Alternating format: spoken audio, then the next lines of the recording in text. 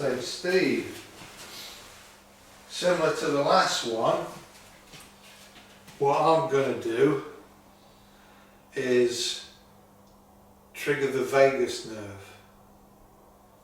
So I've got a reasonable stance, I'm going to root, don't do anything, give us a shove, Steve, see if that's all working. And yep. Yes, it is. Now if you use your directional energies, let's see what happens.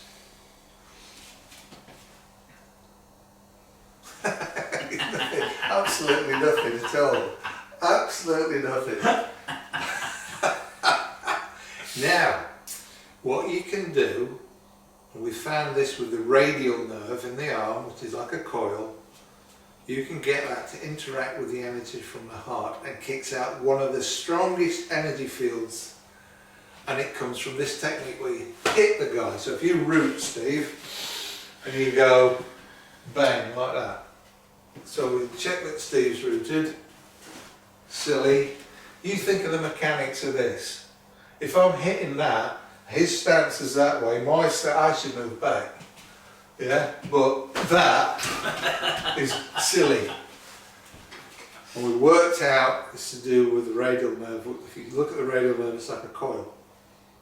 So if you put your arm in a certain position, it will switch on. If you do that, it'll switch on.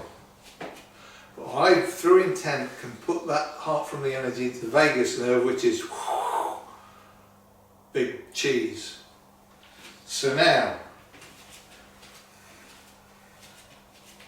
use your directional energies and see if it gets through that one.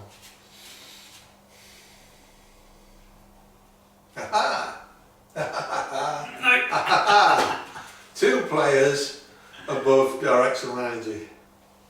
Oh, I want to try another one. Right, switched all that off.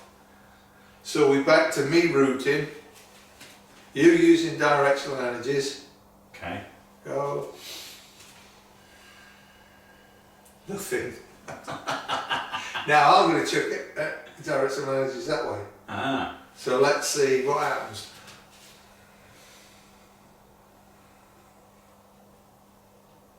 Three above directional energies. There's so many variables now, it's crazy. Absolutely brilliant. Are we on? We're rolling, right then. Okay, directional energies. So, if you give us a reasonable stance, right, so I'll give you a shove. Got some resistance there. So what we used to do, if you get the 6 elements and the meridians in sequence, you can root, make yourself heavier, kick out an energy field. You can also do it on the move. So then I could walk really sillily and push Stevie right in the front stance. But these directional energies seem to be automatic and very natural. So just by moving in a direction, the energies for that direction will come into play. So Steve, if you root, so you're solid, I'll just test. Not going anywhere.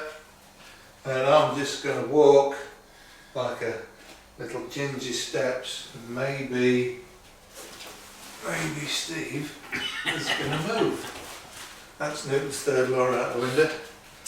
So now if you need to get through a crowd or shift somebody, punch somebody, strike somebody, they're going to shift big time. It'll supersede a root, it'll supersede meridians, it'll supersede the ki and the bone channels, aikido stuff. It's all good. So now I'm going to root and do that. So you need a bigger stance, Steve. You need a bigger stance. And I shouldn't be able to shift that, that's ridiculous. So I'm rooted and we're sending that energy. So now Steve has got absolutely nothing. And I reckon that combination, that worked. Rugby players, if you'd like to line up for one of my classes, we can win the World Cup. And it will be a pushover. Ha ha! Thank you very much. Somebody's actually done that with a rugby team, but not to that level.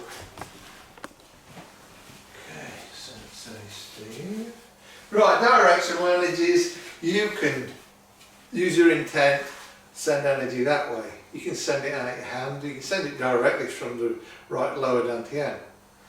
So I'm going to try and use my hand. One example is this. If Steve, you root, if I get directional energies out my hand, if I don't, then that happens. If I do, that happens. Thank you. Bless his heart. So you can send it out of hands. So I'm going to root. Steve's going to give me a push, and I'm going to do that. So you shove that. Oh, you've got me in line. Yeah. Yeah. I'm shoving it out my hand. You shove it however you did last time. So they're about the same. So that was basically two blokes fighting because you can cancel out the directional energies. That was just two blokes arm wrestling. So the hand works as good as excellent.